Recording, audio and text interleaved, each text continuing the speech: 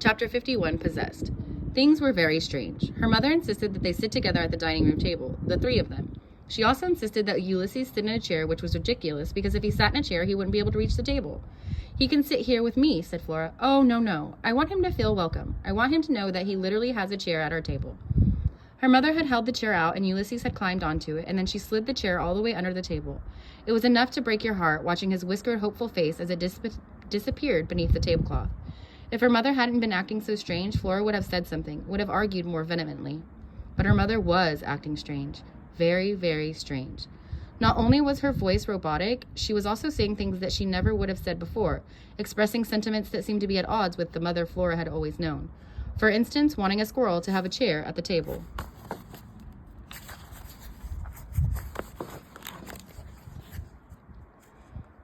For instance, encouraging Flora to have a second helping of macaroni and cheese. For instance, saying nothing about Flora's potential stoutness as Flora consumed the second helping of macaroni and cheese. It was almost as if her mother were possessed. Terrible Things Can Happen to You had done an issue entitled Devils, Diebucks, and Curses. Apparently, through our history, people who acted strange had been accused of being inhabited by the devil or a demon, or an alien from outer space. According to Terrible Things, these people were most likely not possessed. Rather, their psyches had been pushed by extraordinary events to the breaking point, and they had experienced a sort of nervous collapse. Flora's guess was that a typing flying squirrel was much more than Flora's mother's psyche could manage. She had been pushed to the brink. She was suffering from some kind of nervous breakdown. Either that, or she was possessed. Of course, Flora's father had been pushed to the brink too, but everything to do with Ulysses had affected him differently. It had cheered him up somehow. Maybe because the holy bagumba-ness of it all had reminded him of Incandesto and Dolores, and also of the possibility of impossible things. "Can't I come live with you?" Flora had said to her father when he left that night. "Absolutely, you can come live with me," said her father, "but your mother needs you now."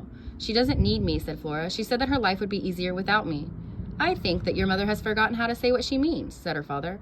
"Plus," said Flora, "she hates Ulysses. I can't live with someone who hates my squirrel." "Give her a chance," said her father. "Right," said Flora. As her father left the house that night, Flora had whispered the words of Dr. Mishkam's goodbye to him, and even though there was no way he could hear her, Flora was disappointed when her father didn't turn around, back toward her. But anyway, here she was, giving her mother a chance, which as far as Flora could tell, meant watching Phyllis Buckman use the candle on the dining room table to light cigarette after cigarette. Flora fully expected that at some point her mother's hair would catch on fire. What did you do when somebody's hair caught fire? It had something to do with a throw rug. You beat them over the head with a throw rug? That was it. Flora looked around the dining room. Did they even have a throw rug? She caught sight of the little shepherdess standing at the bottom of the stairs. Mary Ann was looking at Flora, and her mother with a jaded and judgmental eye. For once, Flora agreed with the lamp. Things were out of control. Her mother said, "Well, it's such a delight to spend time with the members of my family, rodent and otherwise. But my head hurts, and I think I will go upstairs and rest my eyes for a while." "Okay," said Flora, "I'll clear the table." "Lovely, so very thoughtful." After her strange mother climbed the stairs, Flora pulled back Ulysses' chairs. He hopped up on the table and considered the plate full of macaroni and cheese. He looked at Flora. "Go ahead," she said. "It's for you." He picked up a single noodle and held it in his paws, admiring it. Watching him, Flora suddenly remembered a panel from The Illuminated Adventures of the Amazing Incandesto. It was a picture of Alfred T. Slipper standing at a darkened window. His hands were behind his back, and Dolores was on his shoulder. And Alfred was looking out the window and saying, "I'm alone in the world, Dolores, and I'm homesick for my own kind." The squirrel ate the noodle and picked up another one. There was cheese sauce on his whiskers. He looked happy. "I'm homesick," said Flora. "I miss my father." Ulysses looked up at her. "I miss William Spivey."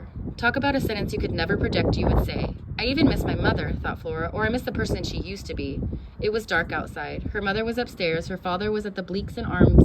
William Spivey was next door. The universe was expanding, and Flora Buckman was homesick for her own kind.